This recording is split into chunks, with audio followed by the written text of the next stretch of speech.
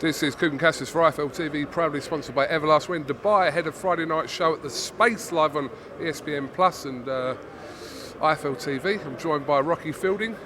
All right, mate? Yeah, all good, mate. You? Yeah, good. You look well, mate. Yeah, feel it. Yeah, thank you. You've seen the venue that you're going to be fighting at? Looks some venue.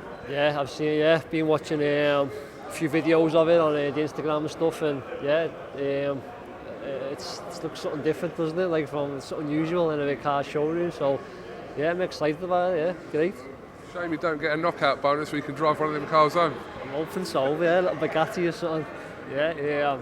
No, it looks a tough venue, and I'm excited about it. Yeah. We spoke obviously in Dubai a couple of months ago, and you just wanted to get yourself out. You've had obviously one fight since Canelo, and it's about you kind of just getting active again. What do you know about your opponent, Danso? Yeah, I looked him up the other day. We was fighting Dmitry Chudinov, so he was a game fighter, and this guy seems a game fighter. He's records. Got a like record. He's 36 wins, 32 KOs. A couple of defeats, but it's been out of obviously in Europe against top fighters. So so he's a game. But I say I've been back training for a few months. I've been back sparring. I flew back with Jamie to do some rounds to sparring with. So Jamie, we could seek in that, and I've had a good round of sparring here with Badu, and so I feel like I haven't been. I know it's been 2 years, but when I've been sparring, I come back to the corner with Jamie, and I'm like, I don't think I've been anywhere here. He's like, you don't look here. You look, a bit ahead than what I thought you'd be. So. So it's about just getting back this feeling, back in the press conference, back in the weigh-ins, and obviously fight night and that. So I'm looking forward to it. Rocky, I know we've spoken about this before, but just tell us again how frustrating the last 2 years has been for you. Well, can't the COVID situation with everyone in it, and obviously it's all been back to normal for a couple of months, and I've just come on the back end of it now of getting out. So. In the same time, it's given myself a bit of time to recover and and my body back. I've always been training and thinking about the next fight, chasing and fighting. No, I'm not fighting any fights. If I stuck in the gym, missing out on all my kids, doing anything, so it's given me that time to have a little bit of a time with my kids and the family, and look at other stuff that I had going on. And it's not ideal being out long, is it? But I've got a plan now. Obviously, MTK give me a plan, and that's what I needed now. Where I'm at in my career now is a plan, and I've got one. So I'm back motivated, and back ready to go. I know it's crazy to think that there aren't big fights for you out there, because we know that there potentially are. And I've always spoken about the Anthony Sims, we're talking about Belenga, we're talking about all these kind of guys. But realistic for you, for 2022, what's that big fight that you're kind of looking at now that that's realistic to happen? Yeah, I say I'm looking too far. I want to get this out the way, but I've got another fight penciled in. Maybe a bit of a step up, and then a fair fight. We're saying we're going to go for a big one to see what position I'm in to get there. And if it's back in the UK, or if it's over here, or if it's someone in America, then I'll be in a position, but I haven't really, I'm not going to be calling names or doing anything. Everyone's been fighting, everyone's active, everyone's non-active, and so it's just about getting back in, and hopefully by the summer next year, I'm back in the mix. My rankings are good. People are back speaking about me, and I'm back in the top, the top 5, top level. Do you know what I mean? And I believe I still am. I've had no tough fight.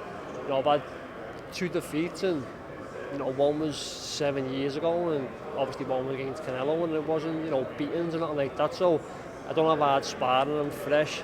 So there's still that's the rest of the year. I was like,